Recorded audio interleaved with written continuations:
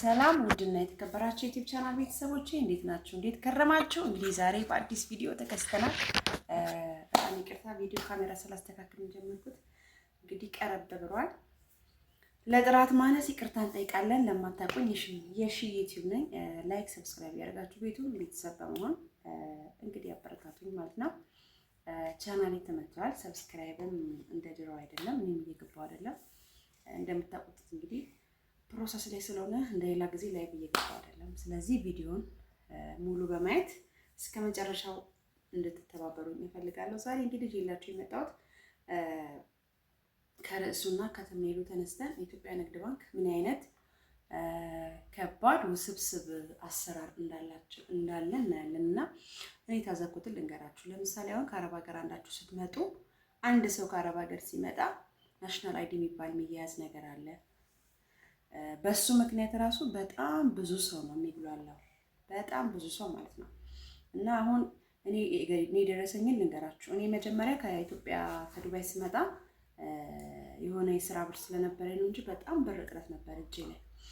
ምክንያቱም ገና ባንክ ቤት ሄዳችሁ ናሽናል አይዲ እዛው ባንክ ቤት በር ላይ ያለ ታወጣላችሁ። ሲስተም ይቀበላል ወይ አይቀበልም። እኔ 3 ጊዜ ሪጀክት ብሎኛል ናሽናል አይዲ ማለት ነው። ናሽናል አይዲ ከሌላችሁ ብር የፈለገ ቢቸግራችሁ መሳብ አትችሉም፣ ማውጣት አትችሉም። ከዛም በኋላ ምን ገጠመኝ መሰላችሁ? 3 ዙር ሲሞከር 2 ዙር ተሞከረ በአንድ ሳምንት ውስጥ ማለት ነው። በቃ እንዴት እንደተናደድኩኝ 3ኛ ዙር ላይ ተቀበለኝ። ከተቀበለኝ በኋላ እሰይ እልል ብዬ ባንክ ቤት ሄጄ ብር ላወጣ 25,000 ብር ላወጣ ብዬ ስጽፍ አካውንቴ ከ10,000 ብር በላይ መንቀሳቀስ አልቻልኩም ማለት ነው። እና እንደዚህ አይነት አሰራሮች አሉ፣ እንደዚህ አይነት ሲስተሞች። ምክንያቱም አሁን እኛ ብዙ ብር ብንፈልግስ፣ ብዙ ብር የፈለገ ሰው እንዴት ነው ማድረግ የሚችለው? ለምሳሌ አንድ ሰው እኔ የስራ ብር ሊሆን ይችላል 50,000 ይቅርና 20,000 እንኳን ማንቀሳቀስ አይቻልም። ለምን? ይሄ የኛ አሁን ለምሳሌ የማይንቀሳቀስ አካውንት ስለሆነ ከ10,000 ብር በላይ ማውጣታችን ማለት እንደገና ያንን አካውንት የጻፍኩትን 25,000 ብር አጥፍቼ 10,000 ብዬ ጻፍኩኝ ሄድኩኝ ማለት ነው። እና አሰራራቸው በጣም ነው የሚያስጠላው። የምር ብትችሉ ብራችሁን ከመጣችሁ በኋላ ወደ ሌላ ባንክ መቀየር ነው። በጣም አሰራራቸው በጣም ነው የሚያስጠላው። እንደገና እዛው አካውንት ራሱ ለምሳሌ ሌላ ሀገር ሆናችሁ ሌላ ብራንች ካወጣችሁ እንደገና አካውንት ክፈቱ ይላችኋል። እነሱ ለምን? ኮሚሽን ስለሚጠቀሙ። እንደዚህ ሲሏችሁ እንዳትሸወዱ። እኔ እዚህ ጋርም ተሸወጃለሁ። እንዴት በሉ? የተሸወድኩበት ምክንያት እንግዲህ ያኛው የድሮ አካውንቴ በቃ ከ10,000 ብር በላይ ማንቀሳቀስ ስለማልችል ብዬ በሞባይል ማለት ነው ሲቢ ብር በሱ እጠቀማለሁ ብዬ እንደገና እዛው እነሱ ጋር ሌላ አካውንት በመክፈት እና በቃ ችግር የለውም ሙሉ አካውንትሽን ወደዚህ አዘዋውሪ ያሉ። ለምን? የመጀመሪያ ንግድ ባንክ አካውንቴ ሌላ ብራንች ነበር የከፈትኩት፣ ላወጣ ያልኩት ደግሞ ሌላ ብራንች ነው። ስለዚህ የኛ ንግድ ባንክ ሆኖ የኛን ብራንች ማውጣት አለብሽ አሉ። ለምን? ያኛው አካውንቴ ፔንድድ ነው። ፔንድድ ማለት የተገደበ ገደብ አለው። በገደብ ከ10,000 ብር በላይ ማውጣት አልችልም፣ ማንቀሳቀስ አልችልም ማለት ነው። በቀን 10,000 ብር ብቻ እና በጣም አስቸጋሪ ነው። በጣም ብትችሉ አካውንታችሁን ከኢትዮጵያ ንግድ ባንክ ያላችሁ የምር ሌላ ባንክ ማስገባት በጣም ስቃይ፣ በጣም መከራ። በገዛ እንትናቸው በገዛ ብራችን ማለት ነው። በገዛ ብራችን ልመና ባሉት በቃ ንግድ ባንክ በጣም ልመና ማለት ነው። ስለዚህ በጣም ከባድ ነው። እኔ የገጠመኝ እንግዲህ 50,000 ብር አስተላለፍኩኝ እዛው ሆኜ። ከዛም በኋላ ያ 50,000 ብር እንግዲህ ወደ እነሱ በእነሱ ብራንች ከፍቼ ማለት ነው።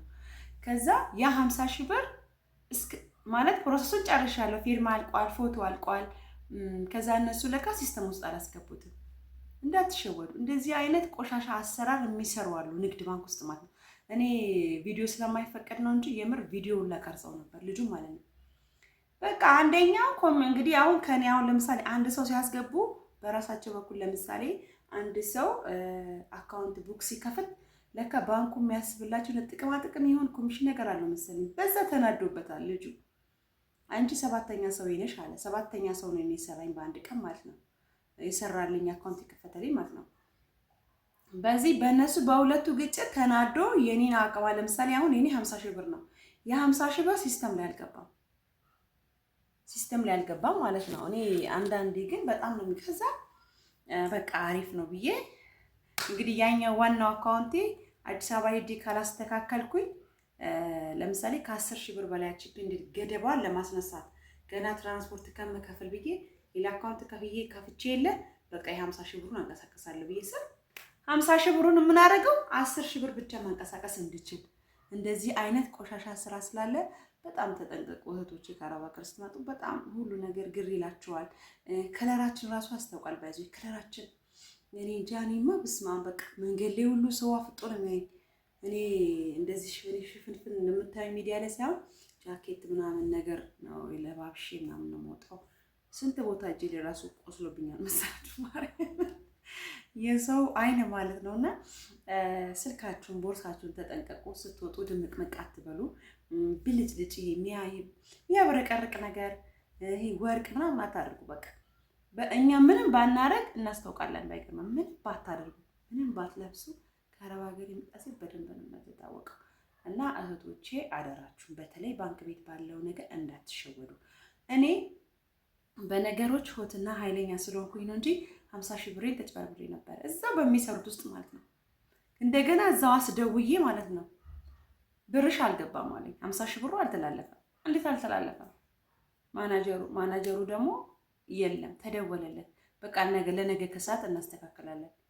ነገር በማግስቱ ከሰዓት ሲሄድ ደግሞ ተስተካክሏል፣ ግን ገደብ 10 ሺህ ብር አሁን ማለት ነው 10 ሺህ ብር ገደብ 10 ሺህ ብር ገደብ ከ10 ሺህ ብር በላይ ማንቀሳቀስ አልችልም።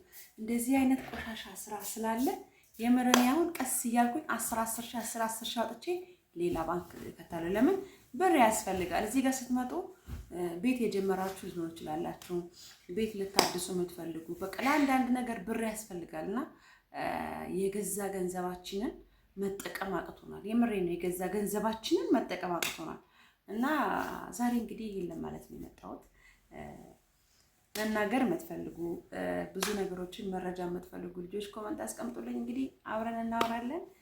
በአዲስ ቪዲዮ ደግሞ እስከምንገናኝ ድረስ መልካም ቆይታ ይሁንላችሁ። ፕሊስ ቤተሰቦች ላይክ፣ ሼር ስታዩ ግን ላይክ ማድረጋችሁን አትርሱ። በሌላ በአዲስ ቪዲዮ እስከምንገናኝ ድረስ መልካም ቆይታቶቼ ባይ